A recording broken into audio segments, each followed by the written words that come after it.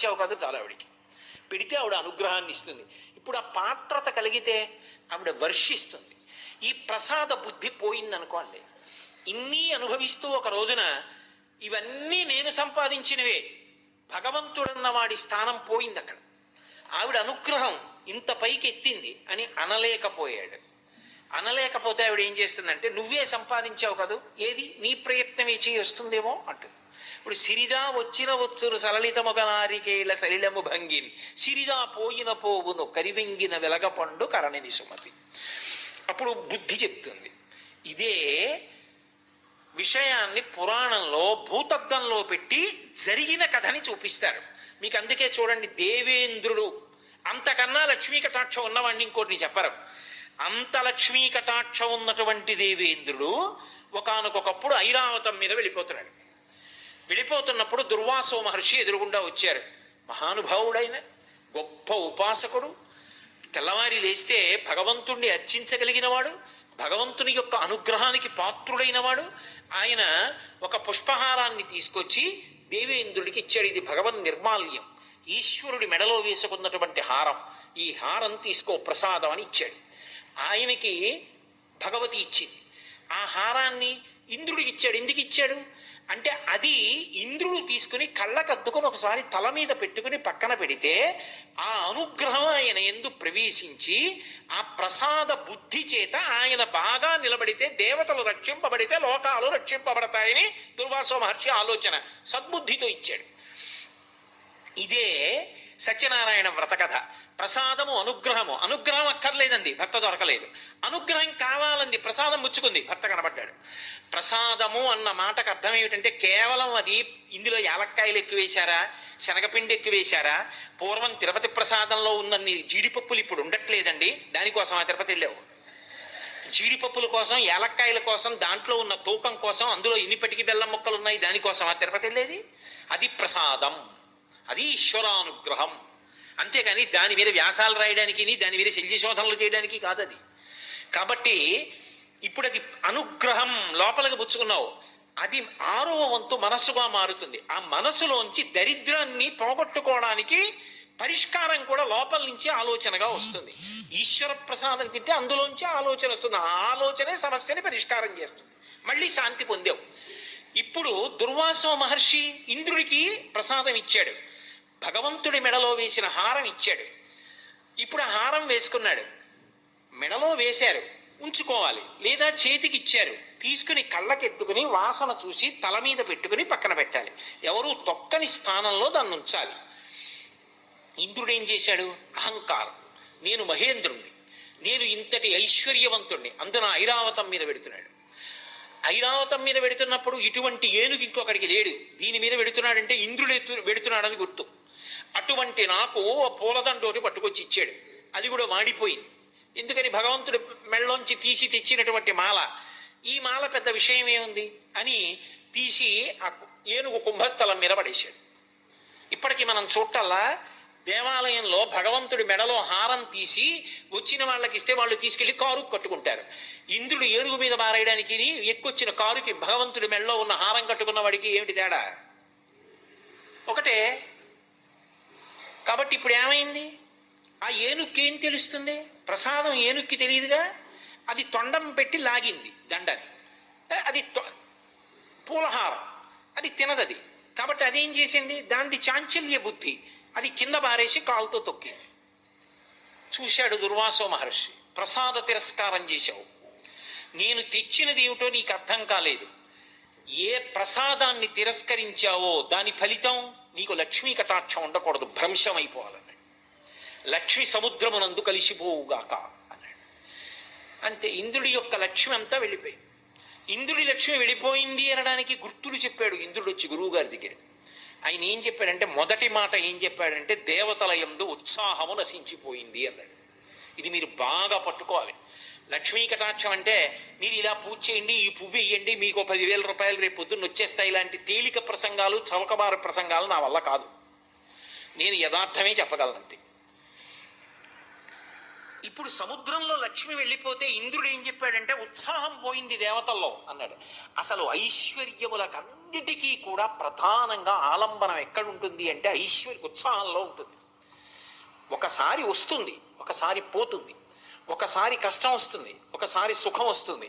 కానీ ప్రయత్నమునందు ఊంచుకుని నిలబడగలిగిన వాడెవరో వాడు మాత్రం జీవితంలో విజయాన్ని సాధిస్తాడు.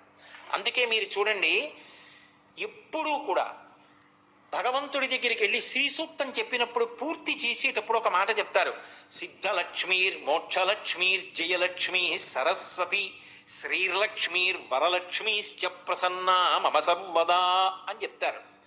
6 లక్ష్ముల్ని చెప్పింది వేదం. ఈ 6 ఉన్నటువంటి ఆదిలక్ష్మి నన్ను అనుగ్రహించుగాక. ఏవి 6 రూపాలు? నీ చెప్పినవి కావు, శ్రీ సూక్తం వేదప్రోక్తం, వేదం చెప్పిన లక్ష్ములు అవి. మొట్టమొదటిది సిద్ధలక్ష్మి, మోక్షలక్ష్మి, జయలక్ష్మి, సరస్వతి, శ్రీర్లక్ష్మి, వరలక్ష్మీశ్చ ప్రసన్నా మమ సర్వదా. నా యందు ఎప్పుడూ అనుగ్రహమును కటాక్షించుగాక. లక్ష్మి యొక్క ఈ 6 రూపములు. ఇందులో చిట్ట చివర చెప్పబడిన లక్ష్మి వరలక్ష్మి. మీరు ఎందుకు ఈ క్రమాన్ని వాడింది వేదం? ఇలాగే ఎందుకు చెప్పాలి శ్రీ సూక్తంలో? ఈ లక్ష్ముల యొక్క స్థానాల్ని మార్చి చెప్పకూడదా? కాదు, ఇందులో పూల దండ గుదిగుచ్చినట్టు అంతర్లీనమైన రహస్యం ఒకటి ఉంది.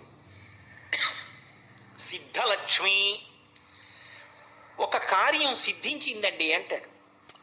అమ్మయ్యా, మొత్తానికి సిద్ధించిందండి అంటాడు. అందుకే విఘ్నేశ్వరుడు భార్యల్లో సిద్ధి బుద్ధి.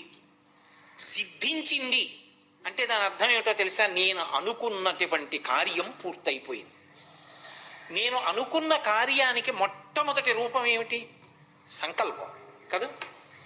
ఇప్పుడు నేను ఇక్కడ ప్రవచనం చెయ్యాలి అనుకున్నాను. ఈ ప్రవచనం చెయ్యాలి అని నేను ఇక్కడికి బయలుదేరి వచ్చినప్పుడు మొట్టమొదట దానికి అంకురం ఏమిటి అంటే ఒక సంకల్పం. ఈ సంకల్పం చెయ్యడానికి వచ్చినప్పుడు అసలు లక్ష్మీ కటాక్షం గురించి చెప్పడానికి నీకు అర్హత ఉందా? ప్రతిబంధకాన్ని తట్టుకున్న ఉత్సాహం ఉంటే కదా నువ్వు నిలబడ్డానికి అర్హుడివి. నీకే లేని నువ్వు ఎలా పంచిపెడతావు? ఓ పరీక్ష ఉంటుంది. ఏమిటా పరీక్ష? ఒంటి నిండా ముక్కులోకి, చెవుల్లోకి, కళ్ళల్లోకి కూడా దీపపు పురుగులు వెళ్ళచ్చు. ప్రతిబంధకం దాటగలవా? దాటి మనసు నిలబెట్టగలవా? అమ్మో నేను చెప్పలేనండి అన్నావు అనుకోండి, అన్నీ బాగుంటే చెప్తావా?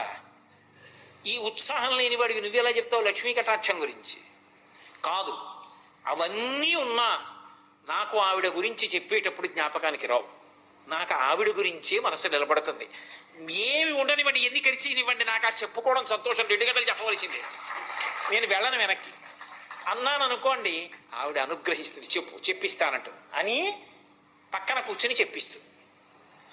కాబట్టి ఇప్పుడు ఉద్ధాన పతనాలు అంటే ఒక సంకల్పం మొదలై సంకల్పానికి ఆటు పోటు వస్తాయి. ఒకటి కలిసి వస్తుంది, ఒకటి ప్రతిబంధకం వస్తుంది. ఈ రెండిటి మధ్యలో నలుగుడు పడకుండా నేను సాధించి తీరుతానని తిరుగులేనటువంటి సంకల్పంతో నిలబడగలవా? ఆ నిలబడగలిగితే సంకల్పం పూర్తయిపోతుంది. ఒక 2 గంటల తర్వాత లేచి నిలబడి నమస్కారం చేసి, అమ్మా ఇన్ని కరిచాయా అయినా తెలియలేదా? అమ్మా ఎంత అనుగ్రహించావమ్మా, బతికున్నంత కాలం ఇలాగే చెప్పించు. ఒకనాడు తేలు కరిచినా తెలియకుండా జపం చేసుకునే స్థితి అని అనగలిగితే సంతోషంగా అప్పుడు నేను లక్ష్మీ కటాక్షం గురించి చెప్పడానికి అర్హత కలిగిన వాడిని. కాబట్టి సిద్ధలక్ష్మి ఒక సంకల్పం మొదలైతే సంకల్పము కార్యము పూర్తయింది అన్న స్థితికి మధ్యలో ఎన్నో ఒడిదుడుకులు ఉంటాయి. ఒక సభ నిర్వహించాలి అనుకున్నారనుకోండి, మొట్టమొదటి సంతోషం 3 రోజులు ఉపన్యాసాలు వస్తానన్నారు అని. కానీ తీరా మొదలెట్టిన తర్వాత ఆకాశం వంక చూస్తూ భయం, వాతావరణం వంక చూస్తూ భయం, చలి ఎక్కువగా ఉంటుందేమోనని భయం, ఎన్నో రకాల భయాలు. 3 రోజులు అయిపోయాక అబ్బా ఎంత బాగా జరిగిందో అన్న సంతోషం, అప్పుడు సిద్ధి పొందాం. ఈ సిద్ధి వరకు వెళ్ళి ఆఖరణ అమ్మయ్యా అని ఇలా గుండెల మీద చెయ్యేసుకుని తేలికగా ఊపిరి తీయాలంటే ఆ వెనక సంకల్ప బలాన్ని శక్తిని ఇవ్వగలిగిన తల్లి ఎవరో ఆమె ఆ లక్ష్మియే. అది మొదట లేకుండా అసలు ఎలా నడుస్తావు ముందుకి జీవితంలో? నేను డాక్టర్ అవ్వాలండి, మంచిదే సంకల్పం. డాక్టర్ అవ్వడానికి నువ్వు లేచింది ఎప్పుడు, చదివింది ఎప్పుడు అనుకుంటే అవుతావా? డాక్టర్ అవ్వడానికి కావలసిన క్రమశిక్షణ నీకుందా? నేను ఒక గొప్ప విద్వాంసుణ్ణి కావాలండి, నువ్వు చదివింది ఎప్పుడు, చదవగలవా? ఇది కార్యసాధనకు కావలసినటువంటి విభూతిని ఆ తల్లి అనుగ్రహించి సంకల్పము కార్యముగా పూర్తయినది అని నిలబెట్టడానికి కావలసిన విభూతిని అనుగ్రహించగలిగిన తల్లి సిద్ధలక్ష్మి, మోక్షలక్ష్మి. మోక్షలక్ష్మి అంటే సాధారణంగా మోక్షం ఎక్కడ చెప్తాం? చిట్ట చివర చెప్తాం, ధర్మార్థ కామ మోక్షములు అంటాం. మరి రెండో లక్ష్మి మోక్షలక్ష్మి ఎందుకయింది అంటే, మోక్షము అంటే విడుదల. విడుదల ఎందు ఏమవుతుందో తెలుసా? పరమానందం ఉంటుంది, లోపల నుంచి ఉబ్బుకుతుంది. నేను మీకు ఒక ఉదాహరణ చెప్పాలంటే, ఒక గొప్ప విగ్రహం చెక్కాలనుకున్నాడు ఒక ఆయన. గజలక్ష్మిని చెక్కాలనుకున్నాడు, చాలా అందంగా చెక్కాలనుకున్నాడు. ఏదో గణపతి స్థపతి లాంటి శిల్పి అయిన. దానికి తగిన రాయి దొరకాలి, వెతకాలా? అది ఎటువంటి రాయి అయి ఉండాలి? పొడారిపోకూడదు, కొన్ని వందల సంవత్సరములు నీటిలో నానిపోయిన రాయి అయి ఉండాలి. అటువంటి రాయి వెతికి మోకులు కట్టి నీరు తగ్గిపోయినప్పుడు వెతికి పట్టి తీసుకొచ్చి ఒడ్డుకు లాగారు. లాగిన తర్వాత అది పెద్ద శిల. మీరు ఎప్పుడైనా చూశారో లేదో శిల్పం చెక్కేటప్పుడు, రాయి రాయి అంతా ఎక్కి కూర్చుంటారు శిల్పులు. కూర్చుని రకరకాలైనటువంటి ఆ పరిమాణంలో ఉన్నటువంటి ఉలులు పెట్టి సుత్తులు పెట్టి కొడతారు, పెచ్చులు ఊడిపోవడం మొదలెడుతుంది. ఆఖరణ కళ్ళు చెక్కుతారు. చెక్కేటప్పుడు ప్రధాన శిల్పి కొబ్బరికాయ కొట్టి ఎంతో జాగ్రత్తగా చెక్కుతాడు. ఇప్పుడు అద్భుతమైనటువంటి గజలక్ష్మి మూర్తి వచ్చింది.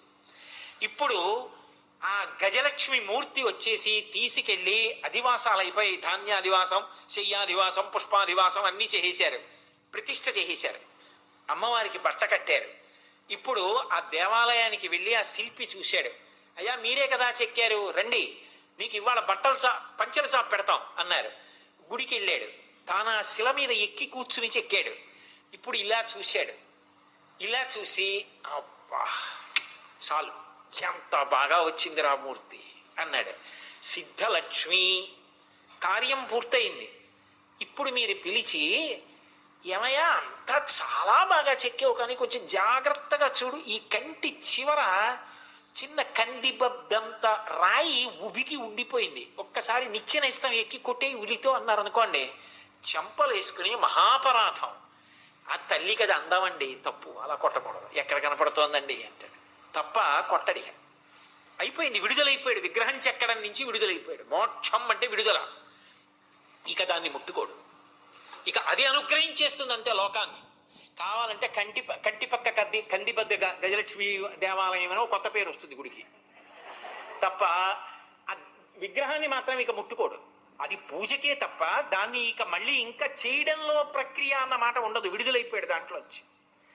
విడుదలైపోయాడు అంటే ఇక దాన్ని గురించి మనసు ఆలోచిస్తే ఆనందము ఉద్భుతమవుతుంది తప్ప, ఎన్నాళ్ళు కష్టపడ్డాను రా, ఎంతమంది ఇన్ని పత్రికల్లో వస్తోంది దాని గురించి, ఇన్ని టీవీ ఛానల్స్ చూపిస్తున్నాయి, ఎంతమంది వచ్చి ఇంటర్వ్యూ తీసుకున్నారు, ఎలా చెక్కారు ఆ మూర్తిని, ఎలా చెక్కారని. ఇప్పుడు విడుదలైపోయాడు, విడుదలైపోయి ఆనందం పొందుతున్నాడు. ఈ ఆనందం పొందాలంటే విడుదల కావాలి, అంటే ఇక దాని జోలికి వెళ్ళక్కర్లేదు. ఆ స్థితి నాకు కావాలి. నేను ఏ సంకల్పంతో మొదలుపెట్టినా ఆ స్థితికి ఎదగగలగాలి. నేను ఇది చేశాను అని పరమ సంతోషంతో, ఎలా నేనే చేశాను అని 10 మంది దగ్గరికి వెళ్ళి, ఏమంటే నాకు సత్కారం చేస్తారా, నాకు సన్మానం చేస్తారా అని అడగకూడదు. అమ్మా నువ్వమ్మా చేయించావు, ఇలా నాతో ఎన్నో చేయించమ్మా అని నమస్కారం పెట్టి ఆనంద భాష్పాలతో వెళ్ళిపోవాలి. అది మోక్షలక్ష్మి. అందుకే సిద్ధలక్ష్మి, మోక్షలక్ష్మి, జయలక్ష్మి. జయలక్ష్మి అంటే ఈ సిద్ధలక్ష్మి మోక్షలక్ష్మి నీకు కావాలి అంటే జయలక్ష్మి ఒకటి కావాలి. ఏమిటి జయం? జయం ఎప్పుడు వస్తుంది? ఎదురొడ్డి నిలబడితే. ఎదురొడ్డి నిలబడిన వాడికి జయం అన్న మాట ఎక్కడుంది? ఎదురొడ్డి నిలబడినప్పుడు క్లేశం కలుగుతుంది, ఓ కష్టం వస్తుంది.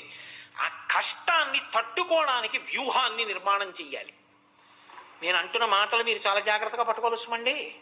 అకస్మాత్తుగా రాత్రికి రాత్రి కోట చుట్టూ శత్రు సైన్యం మోహరించింది. ఇంత శత్రు సైన్యం మోహరిస్తే ఈ శత్రు సైన్యాన్ని అంతటిని ఎలా ఎదుర్కోవడం?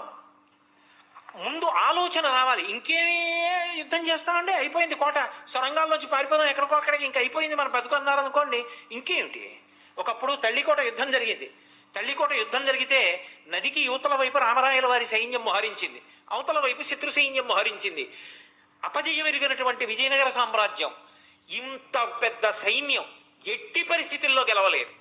కానీ శత్రువీరులు ఆలోచించారు, రామరాయల దగ్గర ఇంత శత్రు సైన్యం ఉంటే గెలవలేము, ఏం చెయ్యాలనుకున్నారు. రాత్రి యువతల సైన్యానికి తెలియకుండా 10 కాగడాల చప్పున వెలిగించి ఎద్దుబళ్ళకు కట్టి ఎద్దుబళ్ళనన్నింటినీ కూడా దిగువకు వదిలిపెట్టేశారు. కొన్ని 100 బళ్ళు కాగడాలు కట్టుకుని వెళ్ళిపోయి. అది ఎలా ఉందంటే ఎక్కడ ఎద్దుల్ని తోలుతున్న చప్పుడు చేయలేదు. ఎద్దు బళ్ళు నడిచి వెళ్ళిపోయి చీకట్లో అలవాటు వాడికి వెళ్ళిపోతాయి. మీరు ఇప్పటికీ పట్టణాల్లో సంతకొచ్చి ఎద్దుబండి వెళ్ళిపోతుంటే ఆ ఎద్దుబండి నడిపేవాడు నిద్రపోతుంటాడు, అది పల్లెటూరు వెళ్ళిపోతుంది. అలా ఎద్దుబళ్ళన్నీ వెళ్ళిపోతున్నాయి. యువతల వైపు ఉన్న రామరాయల సైన్యం అనుకుంది కాగడాలు పట్టుకుని సైన్యం నదికి కిందకి వెడుతున్నారు, దిగువకి. అంటే అక్కడ దాటి ఇటు వస్తారనమాట. కాబట్టి అక్కడ మనం ఎదుర్కొనాలి, కాబట్టి సైన్యాన్ని అంతటి కిందకి నడిపించండి అన్నారు. వ్యూహంలో ఒక చిన్న పొరపాటు, సైన్యం కిందకి వెళ్ళిపోయింది. ఒక్క రామరాయలు పడుకుని ఉన్నాడు. రామరాయలు ఎక్కేటటువంటి ఏనుక్కి నల్లమంది ఎక్కువగా పెట్టేశారు, దానికి స్థిమితం తప్పిపోయింది. ఏ ఏనుగు మీద కూర్చున్నాడో తెల్లవారేటప్పటికి తన సైన్యం అంతా ఎద్దుబళ్ళ వంక చూస్తూ కిందకి వెళ్ళిపోయింది. సూర్యోదయం అయ్యేటప్పటికి ఎద్దుబళ్ళు, సైన్యం వెనక్కొచ్చే అవకాశం లేదు. శత్రు సైన్యం దాటొచ్చి రామరాయల సైన్యాన్ని కొట్టింది. రామరాయలు అరివీర భయంకరుడు, కానీ అప్పటికే ఏనుక్కి నల్లమంది ఎక్కువైపోయింది. అది రామరాయల్ని పట్టి కిందకి ఇచ్చేసి తొక్కేసింది. అయిపోయిందా? బుద్ధి యందు ఒక్క దోషం ఒక చారిత్రాత్మకమైనటువంటి సామ్రాజ్య పతనానికి కారణమైపోయింది. వెళ్ళిపోయింది విజయనగర సామ్రాజ్యం. 6 నెలలు దోచుకున్నారు దాని ఐశ్వర్యాన్ని. విజయనగర పతనం చదువుతుంటే గుండె అవిసిపోతుంది. జయలక్ష్మి, నీవు ఏ ఆలోచన చేస్తే కార్యాన్ని సాధించి విడుదల కాగలవో అటువంటి ఆలోచనను పరాకుతో నీకు ఇవ్వాలంటే ఉత్సాహంతో నీ మనసు నిలబడగలగాలి. ప్రతిబంధకాల వైపుకు లొంగకుండా స్వస్థతతో నిలబడగలగాలి. అలా నిలబడేటట్టు చేసి జయం ఇవ్వగలిగిన తల్లి జయలక్ష్మి. సిద్ధలక్ష్మీర్ మోక్షలక్ష్మీర్ జయలక్ష్మి సరస్వతి. సరస్వతి ఒకరు, లక్ష్మి ఒకరు ఉండరు. మీరు శాస్త్రాన్ని పరిశీలిస్తే అందరూ ఒకటే. అందుకే సరస్వతి వేదం చెప్పిన లక్ష్మీ స్వరూపాల్లో ఒక స్వరూపం. ఎందుకని అంటే ఇప్పుడు నేను ఇక్కడికి వచ్చి కూర్చున్నాను, అసలు నేను మాట్లాడాలి అంటే నాకు జ్ఞాపకం రావాలా? జ్ఞాపకం వచ్చింది మాట్లాడడానికి నాకు వాక్య నిర్మాణ ప్రజ్ఞ ఉండాలా? ప్రతిబంధకాన్ని తట్టుకునే శక్తి ఉండాలా? ఇవన్నీ లక్ష్మీదేవి అనుగ్రహం కాకపోతే ఈ కార్యం పూర్తి చేశానన్న సంతోషంతో నేను ఎలా వెళ్ళను? సిద్ధలక్ష్మీర్ మోక్షలక్ష్మీర్ జయలక్ష్మి కలగాలంటే ఇప్పుడు నాకు సరస్వతి రూపంలో ఆవిడే అనుగ్రహిస్తోంది పక్కన కూర్చుని. ఇంతకన్నా ఉదాహరణ మీకు ఇంకేం కావాలి? ఆవిడ సరస్వతికే కాకుండా కేవలం లక్ష్మిగా కూర్చుంటానంటే నా ప్రసంగం అవుతుందా? సరస్వతి, అందుకే సరస్వతి వేరు లక్ష్మి వేరు కాదు. సరస్వతియే లక్ష్మి, నేను కాదు. వేదం చెప్తోంది, వేదం ప్రమాణం, శృతి ప్రమాణం. కాబట్టి సిద్ధలక్ష్మీర్ మోక్షలక్ష్మీర్ జయలక్ష్మి సరస్వతి శ్రీలక్ష్మి. శ్రీలక్ష్మి అంటే ఉద్భుతమైన ఆనందమునకు శ్రీలక్ష్మి అని పేరు. చూడండి, ఇప్పుడు ఇదంతా అయిపోయి నేను ఇంటికి వెళ్ళిపోయి లాల్చీ ఇప్పేసి స్నానం చేయడానికి వెళ్ళిపోయాను అనుకోండి, ఇంకా నా మనసులో ఏవో ఆలోచనలు అలా వస్తూనే ఉంటాయి దీని గురించి. కనీసం 1 గంట 2 గంటల సేపు ఇది చటుక్కన చల్లారిపోదు, అగ్ని నిధనమైనట్టు. పొయ్యి అర్పిన వేడిగా ఉన్నట్టు ఇంకా ఏవేవో ఆలోచనలు ఇంకా ఏవేవో వస్తుంటాయి. అయ్యో అది చెప్పలేదే, ఇది చెప్పలేదే అనేదో ఆలోచన వస్తుంది. రేపు చెప్తూ కానీ లేకపోతే ఊరుకో అని సముదాయించడానికే సమయం తీసుకుంటుంది. కాబట్టి శ్రీలక్ష్మి అంటే మనసులో ఉండేటటువంటి పరమ సంతోషాన్ని శ్రీలక్ష్మి అంటారు. అబ్బా, ఇవాళ తల్లి ఏం పలికించిందిరా, ఎంత ఆనందంగా అనిపించేది చెప్పినప్పుడు. అమ్మా నిజం కదమ్మా, ఒక వ్యక్తి జీవితం పండడం దీని మీద ఆధారపడింది కదమ్మా. అమ్మా ఆ 6 రూపాలుగా నన్ను అనుగ్రహించమ్మా అని నేను పడుకుని నిద్రపోయే ముందు కూడా మళ్ళీ ఓసారి నమస్కారం చేయకుండా పడుకోగలరా? ఇది విన్న మీరు నమస్కారం చేసుకోకుండా పడుకోగలరా? రేపు వచ్చి ఒక్కసారి ఆ మూర్తుల వంక చూస్తూ మీరు ఆ భావనతో పారవస్యంతో చూడకుండా ఉండగలరా? సాధ్యమా? అది శ్రీలక్ష్మి. అనుభవించి అనుభవింపజేస్తుంది, మళ్ళీ మళ్ళీ మళ్ళీ మళ్ళీ పొందాలన్న సంతోషాన్ని కల్పిస్తుంది. కాబట్టి సిద్ధలక్ష్మీర్ మోక్షలక్ష్మీర్ జయలక్ష్మి సరస్వతి శ్రీలక్ష్మీర్ వరలక్ష్మీశ్చ. వర అన్న శబ్దానికి అర్థం ఏంటంటే శ్రేష్టము అని. అన్నీ ఎందులోకి వెళ్ళిపోతాయో దాన్ని వరలక్ష్మి అంటారు. ఇప్పుడు ఈ లక్ష్మీ స్వరూపాలు ఇవి, ఇప్పుడు నేను వేదం 6 చెప్పింది అని 6 చెప్పాను. అవి 6 అనుకుంటారా మీ ఇష్టం, కాదు అష్టలక్ష్మీ దేవాలయం 8 అనుకుంటారా మీ ఇష్టం. ఇందాక అన్నాను కదా నేను, ఒక తల్లి పిల్లలతో వస్తోంది అనుకోండి, ఆమె లక్ష్మి కాదు. ఒక పిల్లవాడు ఒక పిల్లని చేపట్టాడు వివాహంలో, దేనికి చేపట్టాడు? ధర్మ ప్రజాపత్యర్థం, నా కామాన్ని ధర్మంతో ముడివేసి నా తేజస్సుని ఎందు నిక్షేపిస్తాను, నా వంశం నిలబడాలి, నాకు నీ వలన సంతానము కావాలి అని కోరుకున్నాడు. ఆయన కోరుకున్నాడు, తప్పకుండా మీకు 10 మంది సంతానాన్ని కనిస్తాను అని చెప్పి ఆమె అంది. వాళ్ళిద్దరి మనసుల్లో ఆ కోరికుంది. ఆమెకి మనసారా కోరికుంది ఆయన తన వలన తండ్రి కావాలి అని. ఆయనకి ఈమె వలన నేను ధర్మ సంతానాన్ని పొందాలి కోరికుంది. వాళ్ళిద్దరికి ఉంటే సరిపోతుందా? ఆమె పిల్లలతో నడిచొస్తోంది అంటే ఆ రోజున వివాహంలో ఇంతమంది అక్షతలు వేసి చేసిన ఆశీర్వచనాలు నిజమయ్యాయి. లక్ష్మిగా నడుస్తోంది సంతానంతో. అప్పుడు సంతాన లక్ష్మిగా కూడా చేరిందిగా. అప్పుడు మీరు ఎంతమంది లక్ష్ములు అంటున్నారన్న దాంతో నాకు సంబంధం లేదు. ఎంతమంది అయినా లక్ష్ములే. ఆఖరికి కాయలతో ఉన్న మామిడి చెట్టు కూడా లక్ష్మి. మీరు పేరు పెట్టుకోగలిగింది. కాబట్టి ప్రధానంగా అనుగ్రహ శక్తులుగా ఎన్ని రకాలైన లక్ష్మీ కటాక్షాలు ఉన్నాయో అన్ని కటాక్షాలు శ్రేష్టత్వము చేత వరలక్ష్మి యందు అన్వయమైపోతాయి. అంటే చివరికి వరలక్ష్మిని చెప్తారు, మోక్షలక్ష్మిని చివరికి మధ్యలోకి తెస్తారు. ఎందుకంటే ఆ సంతోషం దగ్గరికి పూర్తి చెయ్యాలి కాబట్టి. లక్ష్మీ కటాక్షం చెప్పినప్పుడు మాత్రం సిద్ధలక్ష్మి పక్కకి మోక్షలక్ష్మి వచ్చింది. అది వేదం యొక్క హృదయం. అది నేను మీరు కాదు చెప్పింది, అది చెప్పింది పరమేశ్వరుడు. లక్ష్మీ కటాక్షము యొక్క తీరు ఎలా ఉండాలో, దాని చేత అందరూ ఎలా సంతోషపడాలో, ఆ క్రమాన్ని ఆవిడ ఎలా అనుగ్రహిస్తుందో చెప్పారు. అందుకే ఇప్పటికీ కూడా మన దేశంలో ఒక ఆచారం, మనం ఏదైనా పని చేస్తున్నాం అనుకోండి, నేను చేస్తున్నాను అని చెప్పి ఎప్పుడు చెయ్యను. అలా చెయ్యకూడదు కూడా. నేను నా కూతురి పెళ్ళే, నేను కన్న కూతురే, నేను కష్టపడి పెంచిన కూతురే, నా కూతురు వివాహం చేస్తున్నాను అనుకోండి, ఏదో పేరుకి వ్రాయడం కాదు. అక్కడ పేరుకి వ్రాయడం కాదు. నేను ఒక సంబంధాన్ని నిశ్చయం చేసేటప్పుడు మా గురువుగారి దగ్గరికి వెళ్ళాలి. మా గురువుగారి పాదాల దగ్గర కూర్చొని, గురువుగారు ఇదండి వాళ్ళ వంశం, వాళ్ళకి పిల్లనిద్దాం అనుకుంటున్నాను గురువుగారు, సంతోషంగా ఉంటుందిరా, ముందుకు వెళ్ళు అని మీరు అన్నారా, శుభం భూయాత్ అని మీ నోటితో అంటే ముందుకెడతా గురువుగారు అన్నాను అనుకోండి, మా గురువుగారు పక పక పక పక అని విశ్వో రక్షతో, నీకేం పర్వాలేదురా నాయన ముందుకెళ్ళు, సంతోషంగా ఉంటుందిరా పిల్ల అనొక్క మాట అన్నారు అనుకోండి, చాలు అంగరక్ష. నాకు నా కూతురికి అంగరక్ష. అందుకని పెద్దలు నిర్ణయించినారుగాన పెద్దల సంకల్పం సిద్ధిగా నిలబడుతుంది. అది ఆ మాట నిలబడుతుంది, ఆ మాట పూర్తవుతుంది, వాళ్ళ నోటి వెంట వచ్చింది అవుతుంది. అందుకే సంకల్పము కార్యముగా మారడం వెనక, సంతోషము నిలబడము వెనక లక్ష్మీ కటాక్షం ఉంది. అందుకని సిద్ధలక్ష్మీర్ మోక్షలక్ష్మీర్ జయలక్ష్మీ సరస్వతి శ్రీలక్ష్మీర్ వరలక్ష్మీశ్చ ప్రసన్నా మమ సర్వదా. ఎప్పుడు ఏదో అమ్మ 1 రోజో 2 రోజులో ఏదో శ్రావణ శుక్రవారం వరలక్ష్మీ వ్రతంలో కాదు, సర్వదా అన్ని కాలముల యందు అన్ని దేశముల యందు నాకు ఈ బుద్ధి నీ అనుగ్రహంగా నిలబడాలి. అది అన్ని కాలముల యందు అన్ని దేశముల యందు నిలబడిందనుకోండి, ఆయన చేపట్టిన కార్యం విఫలమైపోవడం అనేటటువంటి మాట ఉండదు. జయమే. ఎక్కడికి వెళ్ళనివ్వండి, ఏది చేయనివ్వండి, జయం. అందుకే ఇప్పటికీ ఓ మాట అంటుంటారు, శుభం జయం నాయన వెళ్ళిరా, శ్రీరామజయం శ్రీరామజయం శ్రీరామజయం. ఇప్పటికీ కన్నడ దేశంలో మీరు ఏదైనా మాట చెప్పారనుకోండి, అయ్యా నేను వెళ్ళొస్తానండి అన్నాను, శ్రీరామజయం శ్రీరామజయం అంటారు. శ్రీరామ చెప్పి జయం. ఏదైనా సరే ఒక కార్యం సంకల్పం మంచిది రావడం దగ్గర నుంచి సంకల్పం పూర్తవడం వరకు ఆవిడ అనుగ్రహం. ఇక్కడ మీరు ఒక మాట బాగా పట్టుకోవాలి. బాగుందండి, సంకల్పం రావడం గురించి చెప్పారుగా, మరి సంకల్పం మంచిది అయితే కదా ఇవన్నీ. మంచి సంకల్పం ఎలా వస్తుంది? ఆవిడ అనుగ్రహం ఉంటే వస్తుంది. కీర్తి అని ఒక మాట, యశస్విని అని ఆవిడికి పేరు. అంటే ఆవిడ కీర్తినిస్తుంది. ఆవిడకున్న గొప్ప లక్షణం అది. ఆవిడ ఏమిటో తెలుసా? మీరు ఆవిడ్ని ఎంత స్తోత్రం చేస్తున్నారో దానికి ఆవిడ పొంగిపోదు. ఆవిడ మీరు కూడా స్తుతింపబడేటట్టు చేస్తుంది లోకంలో. మీరు మీ ఎదురుగుండా ఉన్నారా, మీ ఎదురుగుండా లేరాతో సంబంధం ఉండదు. తెల్లవారి లేస్తే ఆ పేరు చెప్పేటప్పటికి 2 చేతులు కైమోడ్చి కొన్ని కోట్ల మంది నమస్కరిస్తున్నారు అనుకోండి.